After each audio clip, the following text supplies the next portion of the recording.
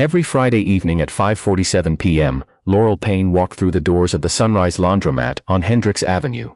With the same 2 garbage bags full of clothes, the same worn-out tote bag over one shoulder, and the same look on her face, the kind of look that said she had already used up everything she had just getting there. She was 38 years old. She had a 7-year-old son named Cody. Wait, no, his name was Miles. Miles Payne. He had his father's ears and Laurel's stubbornness, and he was waiting at home right now, with her neighbor, Mrs. Eckhart, who watched him on Friday evenings for $15 and a jar of homemade jam. Laurel always picked the same machine. Third from the left, near the window, because the dryer across from it ran a little hotter than the others, and saved her a full cycle. That was $4 saved. $4 was a gallon of milk. She knew the math on everything now. She had learned to. She loaded the first bag, measured out exactly 1 cap of detergent, not 2, the label lied, and sat down on the plastic orange chair she had been sitting in for 2 years. Since the divorce was finalized, and she and Miles moved into the apartment on Clement Street, with the radiator that knocked all night, and the window in the bathroom that didn't quite close. She didn't read her phone while she waited. She used to in the early days, scrolling without seeing anything. Now she just sat, watched the drum turn, let her shoulders drop. These 45 minutes were sometimes the only quiet she got all week. The Sunrise Laundromat smelled like warm linen and old coffee from the vending machine in the corner, that nobody used anymore. A man named Terrell worked the counter most evenings. He was 60-something, retired from the post office, and he had a habit of leaving a little cardboard sign on the broken machine that said, "Out of order," in his neat, careful handwriting even though everyone already knew. He nodded at Laurel when she came in. She nodded back. That was the extent of it, and it was enough. There were usually a few other people. A young woman who came in every other week with a single full duffel bag and always sat in the corner, reading a paperback. An older couple who folded together in silence like they had been doing it for decades, and no longer needed words for it. Sometimes a college kid, dragging in 3 weeks of laundry at once, looking apologetic about the volume of it. And then there was the family that started coming in sometime around late October. A father. 2 kids. The father was maybe 42, 43. He had the kind of tired that settles into a person's posture, rather than just their face. Shoulders slightly forward, movements careful and deliberate like someone who was managing a lot of things at once, and couldn't afford to drop any of them. His name, Laurel would eventually learn, was Patrick. No, that name was taken. She would learn his name was Reed. Reed Callahan. He had sandy brown hair going gray at the temples, and he always wore the same canvas jacket with a small tear at the left pocket that he'd sewn up himself with thread that didn't quite match. His kids were twins, a boy and a girl. They looked about 9, maybe 10. The girl was named Willa. The boy was Jonah. No. The boy's name was Archer. Willa and Archer Callahan. Willa had 2 braids that were never quite even, like she'd done them herself in a hurry, which she had, Laurel would come to understand. Archer wore glasses with a small crack in one lens, held together with a strip of clear tape. He carried a library book with him everywhere, tucked under his arm like it might run off if he set it down. They were loud in the way that kids are when they've been cooped up, and Reed would say, "Hey," inside voices, in a tone that was firm but not sharp, the tone of someone who had said it many times and didn't expect it to work, but said it anyway, because that was the job. Laurel noticed them the way she noticed everything in that laundromat, peripherally, without intention. She wasn't looking for connection. She had enough to carry, but she noticed. She noticed that Reed always brought sandwiches in a paper bag, that he let the kids eat them while the laundry ran, and he ate his standing up, leaning against the machine, watching them, like that was the thing that kept him upright. She noticed that Willa talked constantly, to her brother, to the air, to a stray sock she found on the floor and named Gerald. And that Archer mostly listened, occasionally contributing one precise, deadpan observation that made his sister dissolve into laughter. She noticed that Reed smiled at that. Every time without fail. It was a real smile, the kind that happened to a face rather than being placed on it. She didn't think much about any of this. She filed it away the way you file away the details of strangers in a place you return to regularly. The way you come to know, without ever speaking, that the woman in the corner reads romances and always finishes them before her dryer is done. That the old couple argues quietly about how to fold fitted sheets and always end up doing it the same way they always do. November came. The weather turned cold the way it does in that part of Georgia. Not dramatically, just persistently, the warmth draining out of the air a little more each week. Until one morning you wake up and it's gone.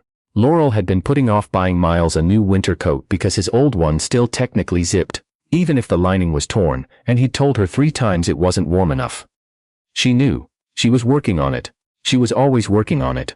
She had a job doing bookkeeping for 2 small businesses, a florist and an HVAC company, and she picked up extra hours doing data entry for a law firm that sent her spreadsheets at odd hours. It was enough. It was almost enough. It was the kind of almost that required constant attention and left very little room for anything unexpected, which meant that anything unexpected, a car repair, a school trip fee, a doctor's copay, required something else to give. She was thinking about this actually. On the Friday in early November when it happened, she was sitting in her orange chair, watching the drum turn, running numbers in her head the way she did when she was tired, and didn't have the energy to stop herself. When she heard Willa's voice from the other side of the row of machines. She's always here when we are. Laurel didn't move. She wasn't sure she was the one being talked about, but something in her went still. So, that was Archer, so she's always by herself. A pause. Dad. Willa's voice dropped but not enough. Does she have anyone?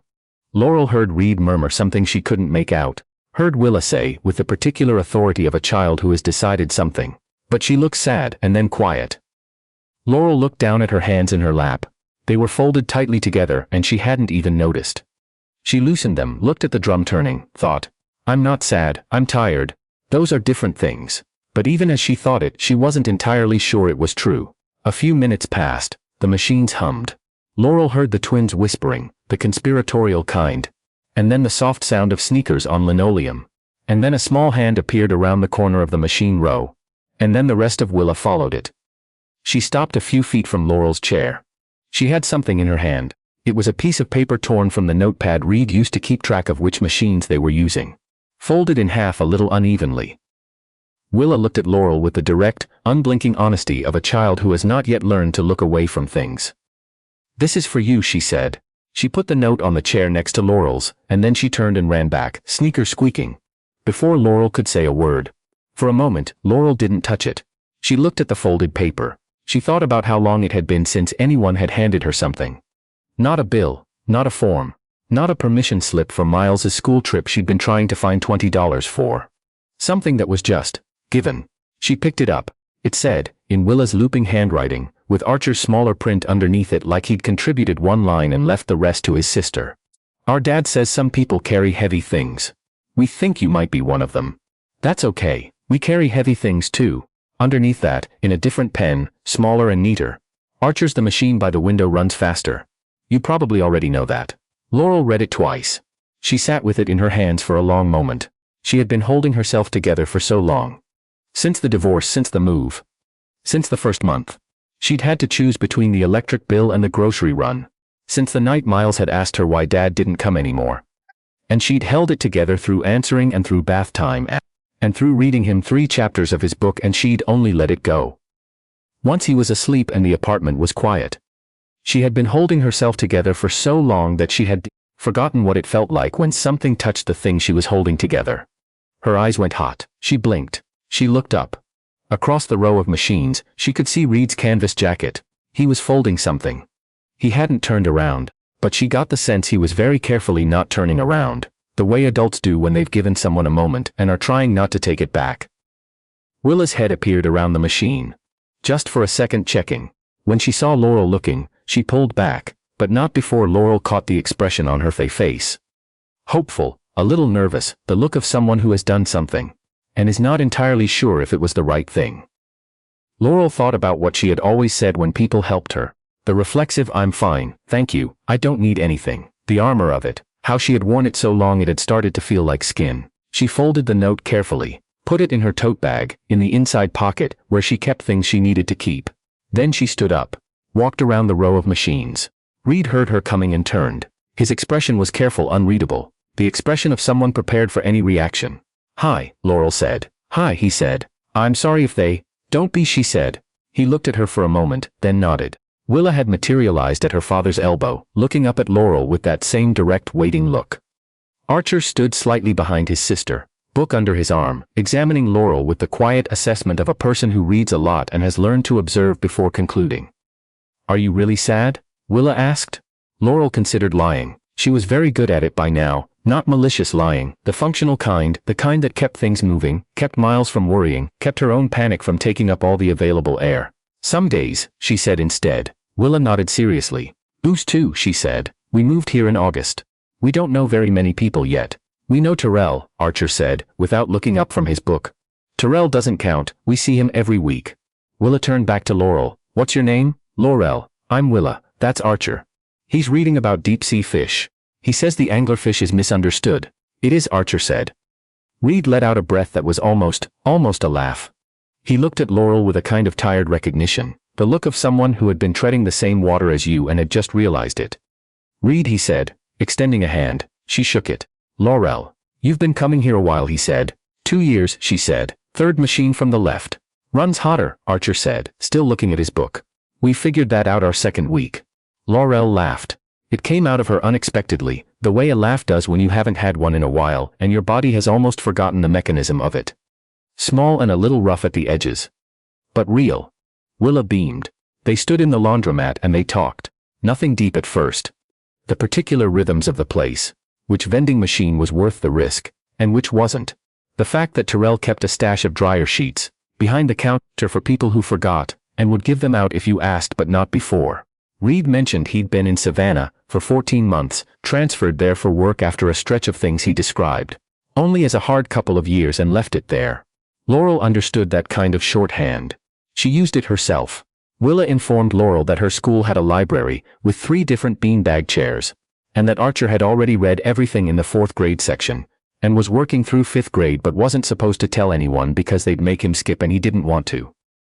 It's fine, Archer said. She tells everyone. Only people who seem trustworthy, Willa said with great dignity. Laurel felt something shift in her chest. Not dramatically. Not the way it does in movies, with a swelling of music and a sudden resolution. More like the way a window shifts when someone opens it in a house that has been closed up too long. A small movement. And then air moving through that hadn't been moving before. She thought about Miles at home with Mrs. Eckhart. About how he'd been asking lately if they could invite people over. About how she'd been saying maybe soon for 3 months. I have a son, she said. He's 7. Miles. Does he like fish? Archer asked. I don't know, Laurel said. I could ask him. He should read about anglerfish, Archer said, with the certainty of someone delivering a public service announcement. I'll let him know. Willa turned to her father. Can Laurel sit with us while we wait? Reed looked at Laurel. Not with pity. She would have closed up at pity, retreated back behind the armor without thinking. Just with the straightforward look of someone extending something genuinely. If you want to, he said. She sat down. They waited for their laundry together, the 4 of them, in the orange plastic chairs against the wall.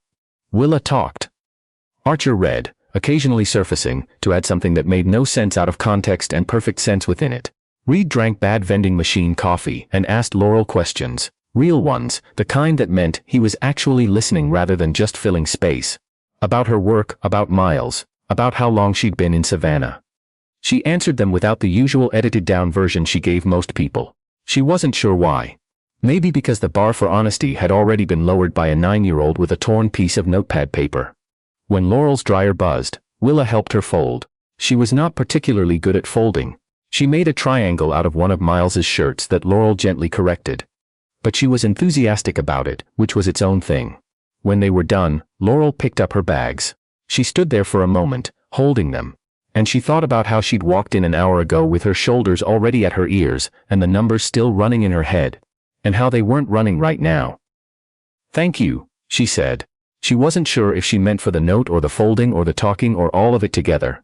She thought probably all of it together. You should come back next Friday, Willa said. I come every Friday, Laurel said. Willa grinned. Good. So do we. Reed picked up their bags and looked at Laurel with that same quiet, level expression. Have a good week, he said. Simple as that. Not take care or hang in there or any of the things people said that meant they weren't really sure what to say. Just have a good week, like it was possible, like he meant it. You too, she said. She walked out into the November evening. The air was cold and the street was lit by the yellow glow of the laundromat windows behind her and the street lights coming on ahead. She put her bags in the back of her car and sat in the driver's seat for a moment before starting it. She reached into her tote bag, took out the folded note. Read it again, one more time. There in the dark, some people carry heavy things. We think you might be one of them. That's okay, we carry heavy things too. She folded it back up. Put it in the pocket of her jacket, close. Then she drove home to Miles. He was at the kitchen table when she came in, drawing something elaborate involving what appeared to be a submarine and several large creatures she couldn't identify. Mrs. Eckhart was watching her program on the small TV in the living room and gave Laurel a wave. "How was it?" Miles asked, without looking up. "Fine," Laurel said. "Then actually, I met some people." Miles looked up. "What kind of people?" "A dad and his twins. A girl named Willa and a boy named Archer. He says anglerfish are misunderstood." Miles's eyebrows went up in the particular way of a 7-year-old encountering a piece of information he doesn't know what to do with yet. "Are they?" "Apparently." He considered this. "Can I look it up?" "After dinner." She put the bags down, paid Mrs. Eckhart, and started on dinner.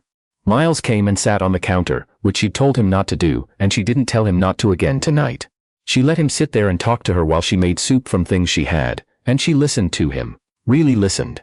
The way Willa and Archer's father had listened to her, without the background noise of all the things she hadn't yet figured out. The radiator knocked. The window in the bathroom didn't quite close. The numbers were still there, waiting for her on Monday morning. But tonight Miles sat on the counter and told her about his day at school, and she listened to every word, and it felt, for the first time in a long time, like enough. The following Friday, Laurel walked through the doors of the Sunrise laundromat at 5:47 p.m., with her 2 garbage bags, and her tote bag over one shoulder. She went to her usual machine, third from the left, and when Reed and Willa and Archer came through the door 20 minutes later, Willa spotted her immediately, and lifted her hand in a wave, with the ease of someone greeting her they have always known. Laurel waved back. She moved her bag off the chair beside her. Willa sat down, and somewhere in the hum of the machines and the warmth of the place and the sound of Archer reading about bioluminescence aloud, because Willa had asked him to explain it and he could not explain anything quietly. Somewhere in all of that, the thing Laurel had been holding together for 2 years, finally slowly, carefully began to rest. Not because everything was fixed, nothing was fixed. The coat for Miles still needed buying. The window still didn't close. The numbers would be there Monday morning. But she was not holding it alone anymore. And for tonight, in the orange plastic chairs in the Sunrise laundromat on Hendricks Avenue, with the drum turning and the strangers who were becoming something else. That was the whole world. Sometimes that's all it takes. Not a rescue, not a grand gesture. Just someone who notices. Just 2 kids with a torn piece of paper, and the courage to say, "We see you," and that matters. And maybe, if this story landed somewhere in you, if it reminded you of someone you've been meaning to check on, or something you've been carrying alone, maybe that's worth a subscribe. Because this channel exists for exactly that. To remind you that kindness is still out here, that people still notice, that small things still change everything.